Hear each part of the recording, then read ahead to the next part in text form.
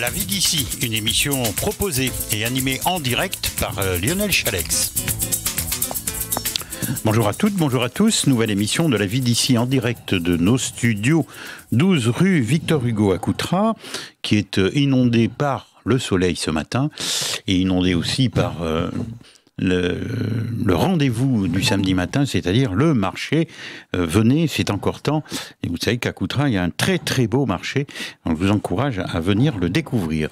Je reçois le premier adjoint, monsieur le premier adjoint de la mairie de Coutras, Patrick Mercier. Bonjour. Bonjour Lionel. Vous êtes un habitué du micro de CLC, c'est normal. Vous êtes venu nous parler de circulation dans Coutras aujourd'hui, puisque vous avez pris la municipalité de Coutras. C'était, je crois bien, un engagement pendant la campagne Exactement, c'était une promesse de notre campagne électorale, voilà, absolument. Alors, donc vous avez pris la décision, on va couper le téléphone parce que sinon on va être embêté, de supprimer en grande partie les poids lourds, de fermer la circulation aux poids lourds dans le centre-ville de Coutras, sauf exception, et vous allez nous expliquer pourquoi. Pourquoi cette décision? C'est une volonté, je sais, de monsieur le maire de Coutras, et aussi peut-être des habitants qui souhaitaient cette décision? Oui, alors effectivement, les habitants étaient désireux que nous prenions cette mesure parce que il y a beaucoup de poids lourds qui circulent dans Coutras et beaucoup de poids lourds qui, normalement, n'ont rien à y faire. Je m'explique. Vous avez depuis quelques années des applications sur smartphone, comme Waze par exemple, et ces applications sont utilisées par certains transporteurs pour trouver les circuits, les trajets les plus courts pour économiser quelques litres de carburant. Et ça conduit les transporteurs à traverser les centres-villes. Et donc à augmenter la circulation en centre-ville alors qu'il existe d'autres possibilités d'aller au point qu'on veut atteindre. Donc c'est un fait qu'il y a une augmentation de la circulation des poids lourds, des gros poids lourds. Et là, vous montrez du doigt ces GPS. Eh ben, quelque part, oui. Enfin, je les montre du doigt, ils existent, ils ont un intérêt, bien sûr, pour guider les gens, mais effectivement, ils sont utilisés dans ce sens-là. Vous verrez qu'ils se trompent de temps en temps. J'en ai souffert le week-end dernier. J'ai même assez pesté, parce que voilà, le GPS m'a envoyé dans un endroit où, franchement, j'avais absolument pas à passer là, donc je comprends votre... Oui.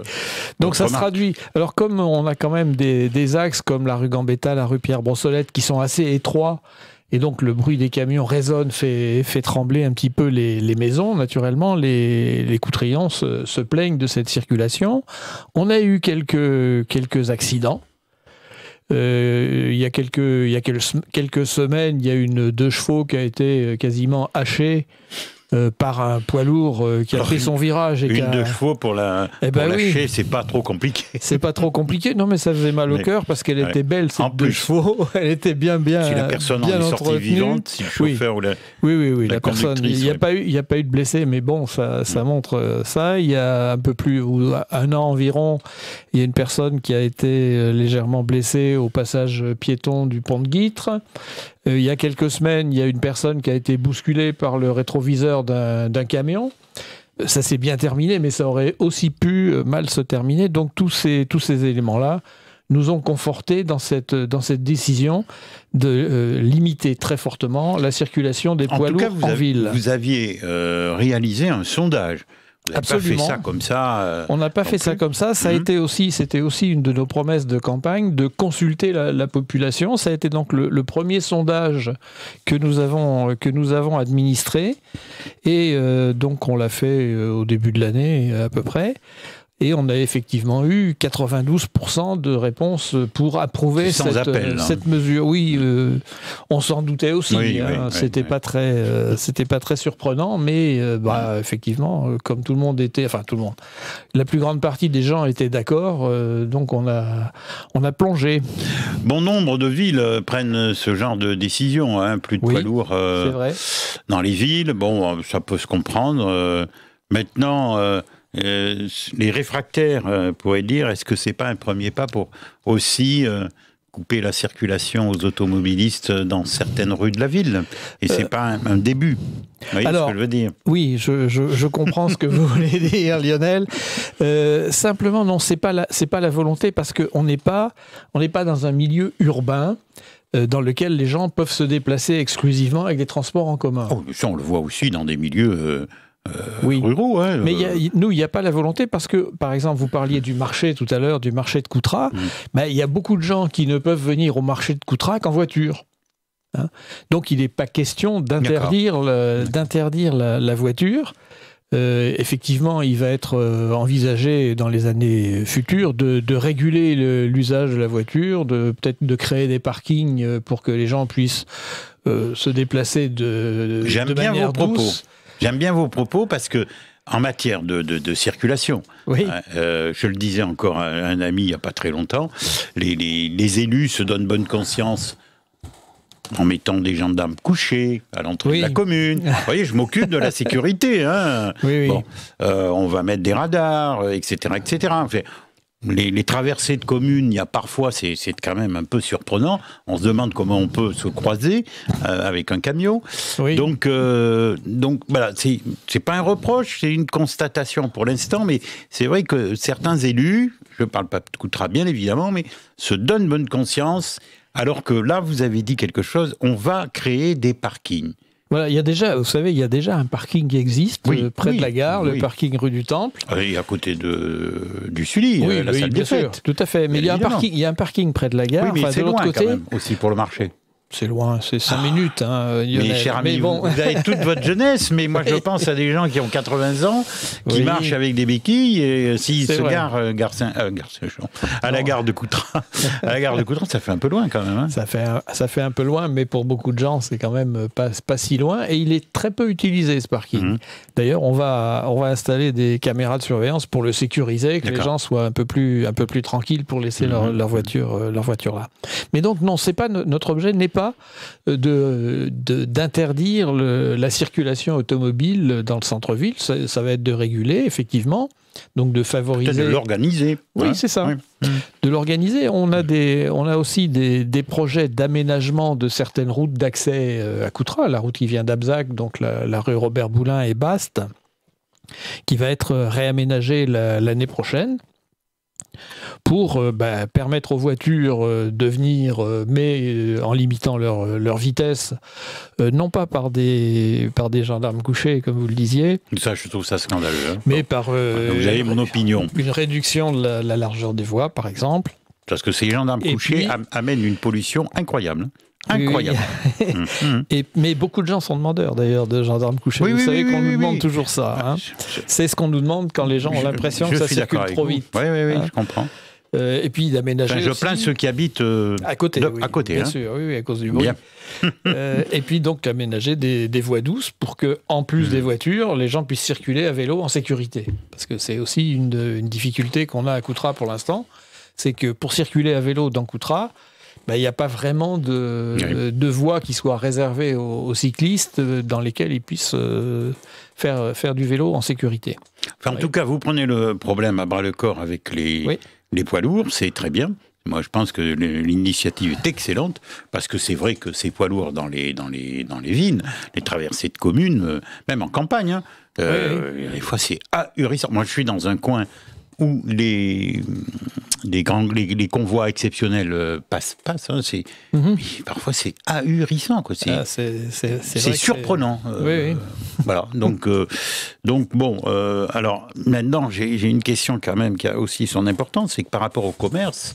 Et là, je pense que vous allez préciser pour ceux qui viennent livrer, pour les commerçants, etc. Là, il n'y aura pas de problème. À qui s'adresse cette interdiction de circulation pour les poids lourds? D'ailleurs, il s'agit des poids lourds.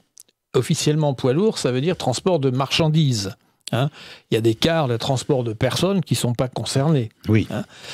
Par ailleurs, les cars de transport de personnes, tous les services publics, les pompiers, les services de la commune, le ramassage des ordures ménagères, il est évident qu'on ne va pas interdire ces véhicules-là. Par ailleurs, il y a effectivement un certain nombre de véhicules qui fonctionnent selon un mode de ce qu'on appelle desserte locale. C'est-à-dire qu'ils viennent soit livrer quelque chose à Coutras, pour les commerçants par exemple, soit charger quelque chose à Coutras. Hein, et puis on a le cas de l'UCVA, là, de la distillerie donc, à côté. Ben, on ne peut pas empêcher, bien entendu, une entreprise de fonctionner, même si à l'occasion, à la fin des vendanges et pour les râpes, il y a beaucoup de camions qui circulent, puisqu'ils ont jusqu'à 200 camions par jour. Vous voyez, c'est important. Oui. c'est important. Bon, il n'est pas question d'empêcher les gens de travailler, d'empêcher les commerçants de commercer, etc. Hein. Naturellement, c'est partout pareil, hein, ces interdictions. Mais alors, qui va contrôler ? Qui va contrôler ? La police municipale va contrôler, aidée par la gendarmerie. On ira probablement jusqu'à la verbalisation par vidéosurveillance. Ah, aussi ? Oui. Bon. Si vous voulez, il faut quand même être lucide. Quand le chat n'est pas là, les souris dansent. Ah. D'accord. Vous le connaissez par cœur. Oui.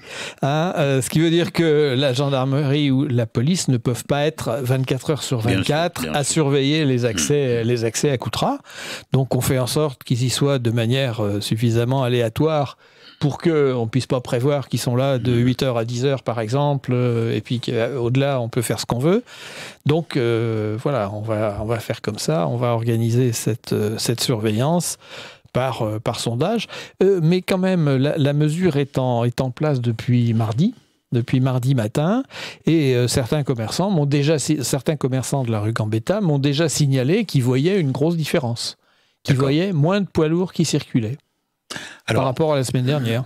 Tout ça, vous l'annoncez pour les poids lourds, vous l'annoncez bien évidemment sur le bord de la route, très certainement. Oui. Parce qu'on voit à certains endroits des routiers, ils sont complètement perdus. Ah mais j'ai pas vu le panneau, où je vais. Oui. Voilà, non mais c'est vrai, il faut aussi, bon, c'est bien beau d'interdire, mais il faut les guider, les avertir suffisamment tôt, qu'ils ne se lancent pas dans des routes ou des rues qui ne leur sont pas destinées. Tout à fait. C'est la raison pour laquelle aussi nous fonctionnons en 2 étapes. Hein, la première étape donc, qui a été mise en place à partir de mardi cette semaine vise à réguler la circulation des poids lourds sur la partie qui arrive de McDo. Hein, c'est-à-dire sur la rue Dunant qui se prolonge rue Gambetta et rue Pierre-Brossolette, d'une part, et d'autre part sur l'axe de circulation qui arrive de Saint-Médard-de-Guizière, donc par la rue Justin-Lucot, hein, qui arrive par l'IME, la rue Justin-Lucot, et qui revient dans le centre-ville. Alors pourquoi est-ce qu'on a commencé par là ? Parce que ces 2 axes sont des axes, je dirais, qui sont faciles d'accès, faciles de surveillance, et qui ne concernent quasiment que la ville de Coutras.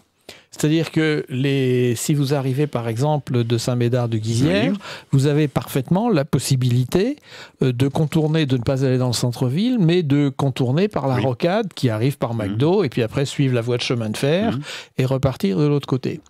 Si vous arrivez par McDo, vous avez la même possibilité de reprendre la rue François Mitterrand, suivre la voie de chemin de fer, et donc de vous écarter du centre-ville pour traverser, en quelque sorte, pour traverser Coutras. Donc ça fait partie de ce qui pouvait être fait rapidement.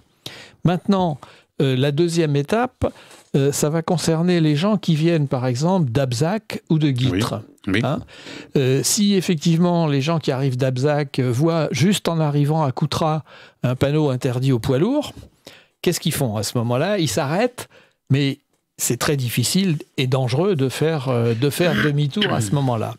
Ce qui veut dire qu'il faut les prévenir avant. En amont, donc par exemple pour Abzac. Pardonnez-moi, je vous arrête, excusez-moi. Tout ça, c'est un travail de préparation. Donc ça fonctionne comment ? Vous travaillez avec les gens de la DDE, la gendarmerie Voilà. Alors effectivement, c'est ce que je voulais vous dire. Pour Abzac, il va falloir mettre un panneau à tripoteau, par exemple, mettre un panneau d'interdiction pour que les gens n'aillent pas traverser Abzac, puis venir sur Coutras. Pour ceux et celles qui ne sont pas de Coutras, ça représente une distance de combien ? Ça représente 4 ou 5 kilomètres à l'avance. Voilà. C'est intéressant. Et donc, autant aux entrées de Coutras, nous avons toute latitude pour installer des panneaux d'interdiction, autant à Abzac, on ne peut pas le faire, nous, parce que ce n'est pas notre territoire. Donc, il faut que ça, on l'ait préparé avec le département. Voilà, c'est pour ça que ce sera dans une deuxième étape. Et la même chose pour l'arrivée du côté de Guîtres. Hein, on imagine qu'on va faire ça au début de l'année 2022. D'accord. Pour ces étapes-là, parce que, oui. Vous n'avez pas pu tout faire en même temps. On n'a pas pu tout faire en même temps. Donc, d'abord pour cette raison-là. Et deuxièmement, parce que si on met en place une interdiction, il faut contrôler. D'accord. Hein, il faut contrôler et on peut mobiliser 2 équipes de policiers sur les 2 axes qu'on a mis en route, mais on n'a pas suffisamment de monde pour contrôler 4 axes. Donc on fait d'abord ces 2 axes, on les sécurise bien, et puis après on fera les deux autres axes d'arrivée sur je suppose qu'il y a un petit temps d'adaptation. Vous n'allez peut-être pas verbaliser de suite. Non, on ne va pas verbaliser de suite. C'est-à-dire qu'il y a des gens, effectivement, comme vous l'évoquiez tout à l'heure, on va les guider en leur disant vous n'avez pas le droit de passer par là, vous sortez, vous partez de l'autre côté, pour autant que la manœuvre soit possible naturellement. Simplement, on relève quand même les immatriculations. Ceux qui viennent une deuxième fois faire la même chose, ça se comprend. Ce ne sera pas exactement la même situation. Hein. Je me pose la question quand même, aujourd'hui, le métier de routier devient difficile, non ? Oui, le métier de routier a toujours été difficile. Hein. Ça a toujours été quand même un métier dur. On est quand même bien content de ces transports. Ah, bien sûr. Mais parfois, ils sont bannis et voilà quoi. Oui, mais... Et grâce à eux, pourtant, si on les a pas, tout s'arrête. Hein. C'est clair que si on les a pas, on n'a pas le café que vous m'avez offert, par exemple. Je vois que vous restez bien assis, vous tombez pas raide, donc ça va. Je ne suis pas trop tombé dans les doses. Oui. Non, mais c'est vrai, ils n'ont pas le droit de prendre telle route, il faut qu'ils prennent l'autoroute. Enfin bon, c'est vrai que ça devient un petit peu compliqué. Hein. C'est vrai que sur les grands... Je peste derrière, des fois, un poids lourd, hein, quand je suis conduit. C'est vrai que quand vous voyez des poids lourds qui sont stockés, comme on peut le dire, le long des autoroutes, parce qu'ils n'ont pas le droit de circuler le dimanche, ça fait une vie quand même qui n'est pas facile. Pour eux. Et pour vous, on va peut-être se répéter, mais ça devenait indispensable ici à Coutras d'éliminer au moins les poids lourds qui n'avaient rien à faire dans la traversée de Coutras, quoi. C'est ça. C'est exactement ça. Encore une fois, c'est ces dispositifs sur smartphone qui guident les gens de manière aléatoire. Moi, je me souviens avoir utilisé Waze dans Paris, si vous voulez, mais ça faisait prendre des petites rues inimaginables. Et moi qui connaissais bien Paris, j'aurais jamais trouvé ces rues-là. Donc, ça faisait des circuits très compliqués. Et ils arrivent à faire les mêmes choses et à faire circuler les gens vraiment dans les centres-villes. Et vous avez des contacts avec justement ces gens-là ? Non, on ne leur fait pas remonter l'information. Alors, on n'a pas de contact direct avec ces gens-là. Simplement, ce qu'on peut faire, c'est de les informer qu'il y a une interdiction poids lourd à tel point. Puisqu'ils se basent sur les renseignements qui sont fournis par les conducteurs, que ce soit poids lourd ou véhicules particuliers. Oui. Hein ? Bon, c'est déjà... Voilà. C'est déjà un premier pas. On fait ça. Et en général, hein, l'information entre les conducteurs de poids lourds circule rapidement. Oui, ça je me doute. Quand ils savent qu'il y a un problème avant, à un endroit... il y avait le canal 19. Oui. À une certaine époque. Tout à fait. Quand ils savent qu'il y a un problème à un endroit ou un radar ou comme ça, l'information circule très vite entre eux. Lucas, qui est à la technique, va nous distiller un petit peu de musique. Et, comme à l'habitude, on se retrouve dans quelques minutes. CLC Média, votre web radio partout en France. Et nous nous retrouvons comme tous les samedis matins dans l'émission La vie d'ici. Je suis en compagnie de Patrick Mercier, qui est le premier adjoint de la ville de Coutras. Nous parlons de cette décision qui a été prise à l'initiative de Jérôme Cosnard, maire de Coutras. L'interdiction des poids lourds, depuis le 1er novembre, c'est effectif. Vous aviez, on résume un tout petit peu notre première partie, vous aviez effectué un sondage qui est sans appel, puisque 92% de la population de Coutras avait répondu favorablement à votre initiative de limiter la circulation des poids lourds. Bien sûr, ceux qui viennent livrer à Coutras, etc., ceux-là peuvent toujours le faire sans problème, bien sûr. Voilà, je ne suis pas trompé. Il n'est pas question de pénaliser les commerçants, naturellement, que ce soit ceux du marché ou les commerçants qui sont sédentaires. sans vouloir trop m'éloigner du sujet, il y a quand même des commerçants qui étaient assez contents quand on leur mettait la rue en rue piétonne. Oui. Et puis maintenant, il y en a certains qui commencent à faire machine arrière et qui se disent quand même, non, quand il y avait les véhicules, on avait un peu plus de monde. Dans certains coins, c'est pas valable pour partout, mais... Tout à fait. C'est vrai que Coutras a ses spécificités, hein, déjà son étendue. Les gens qui viennent de Trocro, des Grands Rois, etc., vont pas venir à vélo ou à pied, ils viennent en voiture. Au mois d'août, au mois de juillet, on peut peut-être venir en vélo. Mais... oui, à vélo à la rigueur, effectivement, l'été, mais pas tout le monde non plus. Oui. Hein, donc, effectivement, on est bien obligé de tenir compte. C'est-à-dire, ça devient compliqué pour une municipalité, puisque la population augmente, les voitures augmentent. Oui. Mais les infrastructures routières, on ne peut pas faire tomber des maisons pour élargir les routes, quoi. Oui. Alors, je peux peut-être compléter effectivement ce qu'on s'est dit tout à l'heure, à savoir que on est conscient que en interdisant la circulation des poids lourds dans le centre-ville de Coutras, on va poser des problèmes à certains poids lourds qui vont devoir faire une déviation qui peut être parfois importante. Simplement, il y a depuis une vingtaine d'années quand même, une vingtaine d'années, il y a quand même un projet de déviation de Coutras par l'ouest. Et là, il va bien falloir que le département prenne ses responsabilités sur une de ses compétences propres. Et on va compter sur nos conseillers départementaux pour soutenir un projet. Je vous ai dit, hein, ça fait 20 ans qu'on en parle. 20 ans. Hein, on a vu que de l'autre côté, n'est-ce pas, c'est Pierre Barrault qui était à ce moment-là conseiller général, qui a insisté pour qu'on puisse avoir cette déviation qui va jusqu'à l'autoroute maintenant, hein, qui va de McDo à l'autoroute en fait. Donc voilà, on a besoin de la même chose de l'autre côté. Ça prendra un certain temps, mais si vous voulez, c'est vrai qu'on est conscient qu'en créant des nuisances pour certains, il va bien falloir que les choses bougent un petit peu aussi. Et oui, vous n'êtes pas, décideur sur l'ensemble, voilà. Bien évidemment. On est décideur sur Coutras.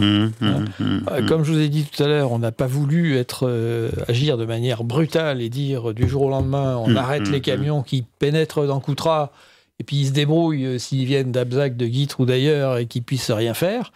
Donc on n'a pas voulu faire ça. Donc on va effectivement faire en sorte que ça se passe avec le département, comme on l'a dit, pour mettre les panneaux en amont, etc. Alors une question aussi, pour la secte des Verts, là, ça va leur faire plaisir, mais moins de pollution à Coutras. Ah oui, s'il y a moins de véhicules, clairement ça va faire moins de pollution. Bon, on n'est pas forcément une des zones les plus polluées de France. Hein, mais c'est vrai que le fait avoir votre de ralentir... Monsieur le premier adjoint, c'est sûr. Coutras n'est pas, je dirais, très pénalisé quand même par la pollution. Mais enfin, vous la décalez quand même. On l'étale, si je peux me permettre. Oui, on l'étale, mais c'est comme, si vous voulez, la pollution... Est-ce que vous ne l'augmentez pas, puisque les poids lourds vont utiliser davantage de carburant, ils vont faire sûrement un petit peu plus de... C'est possible, mais c'est pas certain, parce que vous savez qu'à Paris, le fait d'avoir ralenti la vitesse de déplacement réel crée une surpollution, en réalité. Ah, d'accord. Hein, oui, c'est ça. J'ai eu peur. Hein, ça crée une surpollution. Oui. Donc le fait que les poids lourds ralentissent aussi la circulation dans Coutras génère une pollution à l'intérieur de Coutras, tandis que s'ils circulent sur une route qui est relativement plus dégagée, ils vont aussi moins polluer. Voilà. Donc globalement, alors c'est vrai qu'on n'a pas fait d'études complètement chiffrées sur l'impact pollution de cette décision. C'est quand même aussi un argument. Oui, mais si vous voulez, vous disiez que c'était l'initiative de Jérôme Cosnard, c'est clair. Nous nous occupons des habitants de Coutras. C'est ça. C'est notre responsabilité et on défend leurs intérêts. Justement, sur le plan, alors on va élargir un tout petit peu, puisque on a compris maintenant, et ceux et celles qui nous écoutent, s'ils n'ont pas compris, c'est grave, mais... Plus de poids lourds en transit à Coutras, sauf pour ceux qui viennent donc travailler, pour commercer, etc. Voilà. Mais sur le plan circulation à Coutras, c'est pas l'enfer, quoi. Moi, je traverse d'autres communes aussi importantes que la vôtre. Il y a parfois, c'est assez difficile. Et c'est vrai. Je vois que là, ici à Coutras, ça circule, quoi. Il n'y a pas des embouteillages. Non, on est des fois surpris parce qu'il y a un embouteillage. Parce que, par exemple, il y a un camion qui s'arrête pour faire des travaux ou des choses comme ça et qu'il y a une rue qui est bloquée. Et à ce moment-là, ça prend des proportions, mais c'est quand même quelque chose d'assez rare. Et si on a l'information suffisamment tôt, on est capable de mettre en place les mesures de déviation pour éviter que ça pose des problèmes. Mais ça nous est arrivé quelquefois dans les derniers mois. Bon, donc non, la circulation ne pose pas de problème majeur. Est-ce que vous vous êtes posé cette question, la circulation, est-ce que c'est le premier bien-être des habitants d'une commune? Est-ce que c'est la sécurité? Qu'est-ce qui vient en premier? Alors, c'est vrai qu'il y a une forte sensibilité à la sécurité. Hein. Il y a en effet des gens qui nous alertent en disant... devant chez moi, les gens roulent très vite, trop vite. Alors, il faut savoir quand même que la vitesse réelle et la vitesse perçue par quelqu'un qui est sur le bord de la route n'est pas toujours la même chose. Nous nous sommes rendus compte aussi que très souvent, les gens se plaignent de la vitesse excessive des autres dans leur quartier, mais ce sont en général les locaux qui sont en excès de vitesse. C'est-à-dire que ce n'est pas les gens qui viennent de plus loin. Ils sont sur deux. Ils sont sur deux parce qu'ils connaissent bien. Voilà. Donc on fait effectivement, on utilise différentes mesures pour réduire la vitesse. Alors il y a les radars pédagogiques qu'on utilise quand même assez fréquemment. On en a plusieurs dans Coutras. Quand le radar clignote rouge parce que vous êtes en excès de vitesse, la plupart des gens quand même lèvent le pied jusqu'à ce que ça... Oui, bon, c'est vrai, c'est dissuasif. Oui. C'est bien. Non, mais je vous dis pas qu'il clignote rouge à chaque fois. Oui.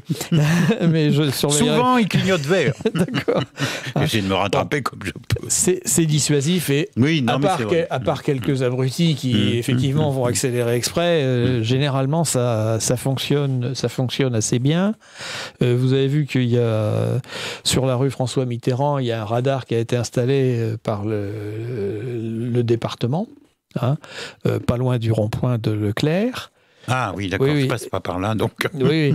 Et c'est vrai que ça a un effet très clair sur la vitesse des véhicules. Alors écoutez, pardonnez-moi de ramener les choses à moi, mais sur ma commune, j'ai un radar, donc il passe 4 fois par jour. 4 fois. Oui. Bon, je touche du bois, il est là depuis des années, c'est soi-disant le radar qui rapporte le plus en Dordogne. Jamais je me suis fait flasher. Mais qu'est-ce qui se passe entre nous? On réduit la vitesse sur 20 mètres et aussitôt après, on réaccélère. Alors je dis pas, moi je passe pas de 50 à 80 non plus, mais je vais peut-être passer de 50 à 60 s'il y a personne.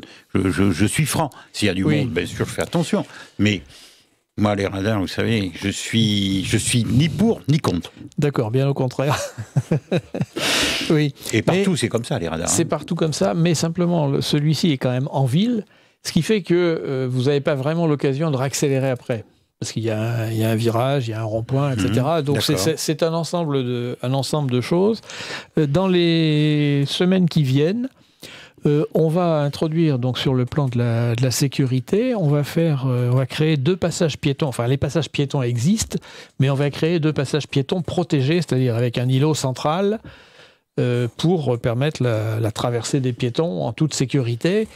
Cet îlot central a pour effet aussi de réduire la largeur des voies et ça pousse les gens à ralentir. Vous voyez, parce que plus la voie est large, plus on va vite, plus la voie est étroite, moins on va vite.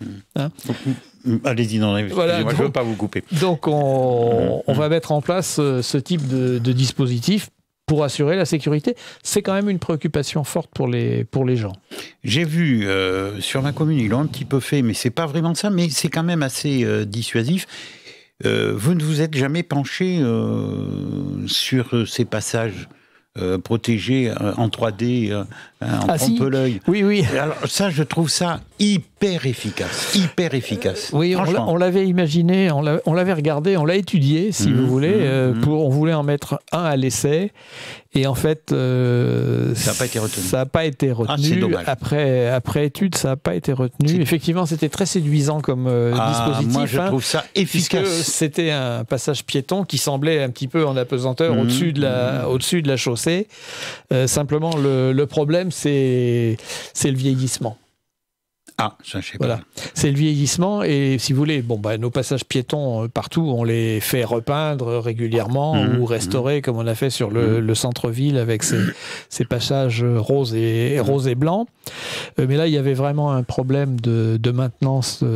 Écoutez, moi j'en ai un sur ma commune et je vous dis, j'y passe quand même plus. Eh bien, à chaque fois, je baisse le pied. Ouais. Je lève le pied, pas je baisse le pied. Je lève le pied. D'accord, oui. C'est mieux, en effet. C'est mieux. Oui. Non, mais et pourtant je le sais, je suis au courant. Hein. Je sais que c'est un faux gendarme couché, si vous voulez. Hein. Oui, c'est. Eh bien, c'est très dissuasif. C'est un trompe-l'œil efficace, vraiment. Et j'ai vu sur des reportages des passages protégés comme ça. C'est impressionnant. Hein. Oui. Alors, bon, je sais pas.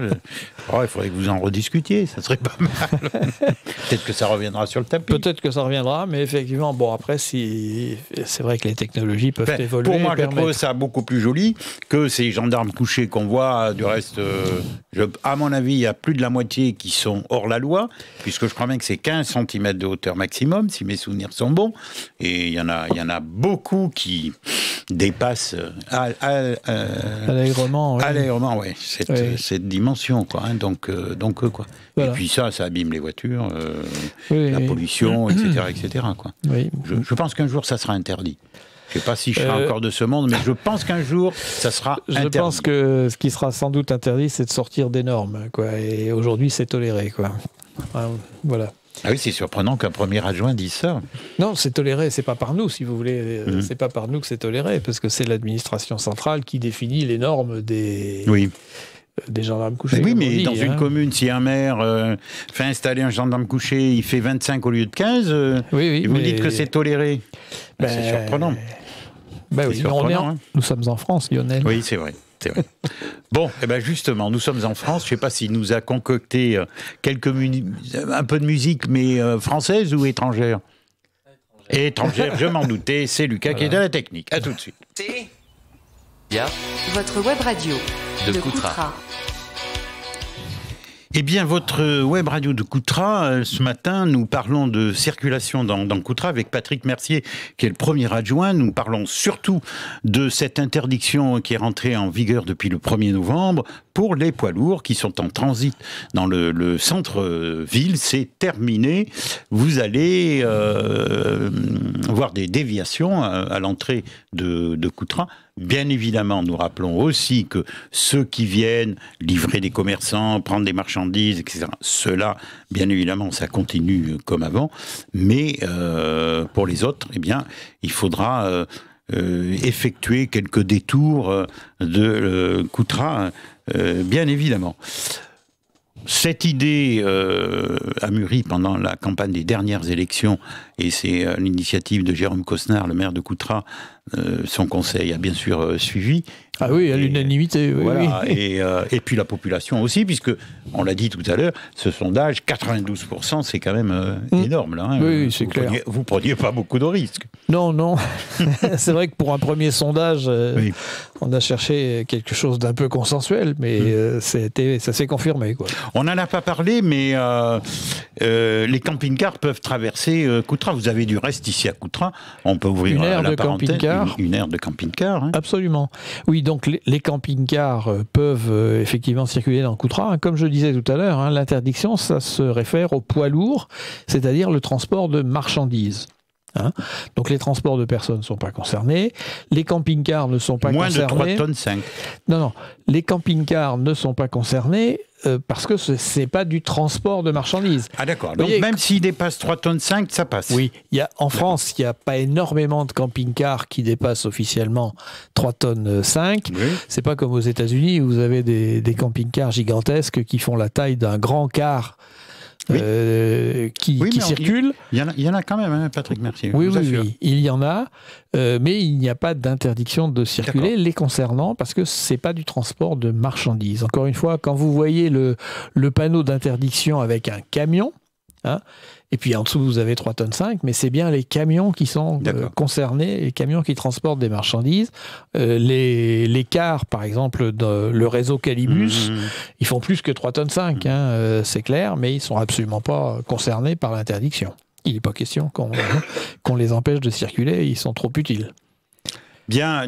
Est-ce qu'il y a des projets, et puisqu'on va bientôt en terminer, en matière d'aménagement ici sur Coutras, en dehors de cette interdiction pour les poids lourds, est-ce qu'il y a des projets à court terme ou à moyen terme d'aménagement? Il y a 2 projets d'aménagement de routes, d'aménagement routier, donc des voiries. Le premier, c'est sans doute celui qui sera mis en œuvre en 2022. C'est l'aménagement donc de la route qui arrive d'Abzac, hein, la rue Robert-Boulin et la rue Baste. Donc depuis le lac Bleu jusqu'au pont de la Guirande, hein, c'est le pont qui passe sous la voie de chemin de fer. Donc là, il y a un projet important parce que c'est un petit peu le visage que nous voulons donner des axes ou des axes routiers de Coutras pour demain. Alors, il faut commencer quelque part, donc on va commencer là. Donc avec des aménagements pour faire en sorte que la circulation des piétons et des vélos soit possible et sécurisée. Et que, quelque part, la circulation automobile reste naturellement possible tout en se réalisant à une vitesse limitée. Il n'est pas question de limiter autoritairement la vitesse, hein. Il s'agit plutôt d'avoir des dispositifs qui incitent à garder une vitesse raisonnable, et en particulier en modifiant la largeur des voies, comme je pouvais le dire, hein. Plus une voie est large, plus le conducteur a tendance à aller vite. Donc on n'a pas besoin d'aller très vite sur cette partie-là, d'autant qu'elle passe devant la gendarmerie, ce qui effectivement n'incite pas forcément à appuyer sur le champignon. Hein. Quoique maintenant, vous savez... Hein. Oui, les gendarmes ne sont pas toujours dehors, mais... Bon. Non, c'est même pas ça, c'est que ça devient presque un jeu. Oui. Je passe devant les gendarmes en accélérant. Hein, d'accord. Bon, vous faites ça, Lionel? Non, pas encore, mais peut-être j'y songe. D'accord. Donc ça va être le premier chantier. Alors je pense qu'il démarrera soit au 2e ou au 3e trimestre de l'année prochaine. Donc ça va être un chantier effectivement très important. Et puis le deuxième, c'est celui qui va permettre d'aménager la rue François Mitterrand, donc entre le rond-point de McDo et ce qu'on appelle le carrefour de la Grenouille, là où il y a le lavage de voitures. Et donc là, on va avoir un petit peu le même raisonnement, même si c'est différent parce qu'il y a davantage de place à cet endroit-là, en largeur. Mais l'idée sera aussi d'aménager, parce qu'on s'aperçoit que dans cette partie-là, on a quand même une circulation piétonne qui est importante et assez peu d'aménagement pour faciliter la circulation des piétons. Donc on va effectivement installer des trottoirs sur lesquels les piétons seront en sécurité, et puis il y aura des pistes cyclables également. J'allais en venir à ça. Voilà. Ouais, parce que le vélo revient à vitesse grand V. Le vélo revient et c'est bien pour c'est bien, du moment que c'est pas autoritaire. Complètement. Je suis d'accord avec vous. C'est quelque chose de bien. Donc on va aménager ça. Donc ça, cette partie-là, ce sera plutôt pour 2023. Hein, parce que dans cette partie-là, il va y avoir des travaux pour l'aménagement de, vous savez, la zone à côté de Leclerc, le Burger King, le Leclerc Drive et ce qu'on appelle le projet Beaumargil avec 9 enseignes qui vont s'installer. Donc, comme les travaux vont se réaliser en 2022, on s'occupera de la route après, une fois que les travaux seront terminés. D'accord. Voilà. Et puis, il y a l'aménagement du carrefour de la Grenouille, comme on dit, qui sera également développé à ce moment-là. J'aime bien la grenouille. Eh oui, mais à Coutras, tout le monde sait ce que c'est, je crois. Un peu d'humour. Donc, piste cyclable, à quand les sentiers pour les chevaux maintenant puisqu'on va bientôt se déplacer à cheval aussi. Je ne sais pas s'il y a tellement de gens qui vont se déplacer à cheval. Personnellement, je ne maîtrise pas. On dit que voilà, l'histoire, c'est un éternel... retour, un recommencement. Oui, recommencement. Oui. Donc, on va peut-être revenir avec les chevaux, les charrettes. Il n'y aura plus de... Oui, ça, je ne sais pas. Parce que les chevaux, c'est quand même une contrainte. Il faut quand même les soigner. Et je ne sais pas s'il y a tellement de gens... C'est moins pratique qu'un vélo, oui. Voilà, mais c'est vrai que j'ai entendu dire que dans la rue dans laquelle j'habite, il y avait autrefois un maréchal Ferrand, mais il n'y en a plus beaucoup à Coutras. C'est vrai, même, ni ailleurs. Même ailleurs. Bon, mais c'est vrai qu'on a plusieurs centres équestres quand même dans la zone de Coutras. Je pense qu'il faut bien qu'ils fassent leurs chevaux. Ça mène à parler de ça, c'est bien. Oui, absolument. Absolument. On ne va pas interdire les chevaux, mais on n'en voit pas beaucoup circuler dans Coutras. Non. Mais vous savez... Bon, bref... Est-ce que nous avons fait le tour, Patrick Mercier? J'ai l'impression qu'on a fait le tour, effectivement. Rappelez-vous donc, plus de camions, plus de poids lourds. Dans Coutras, en 2 étapes. Donc, voilà. Une première partie immédiatement qui est donc en service. Et puis, à partir du début de l'année 2022, on complétera l'autre partie des accès. Eh bien, merci d'être venu jusqu'à nos studios, Patrick. Merci en rapport avec ce marché ce matin. Il y a beaucoup de monde, donc pour se garer, c'est pas toujours évident. Mais il fait beau, ça. Il fait beau, c'est pour ça qu'il y a beaucoup de monde. Oui, c'est vrai aussi. Merci de m'avoir reçu, Lionel. C'est toujours un plaisir. Merci également.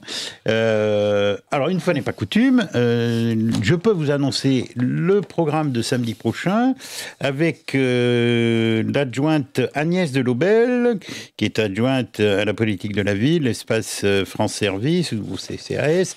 Et nous allons parler de la fête des seniors, très intéressant. Et puis, nous allons parler aussi de France Service.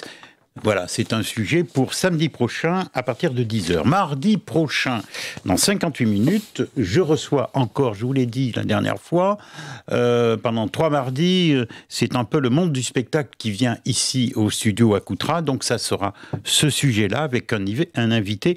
Et nous aurons Mylène aussi, notre charmante... animatrice spécialisée dans le showbiz, elle sera avec nous.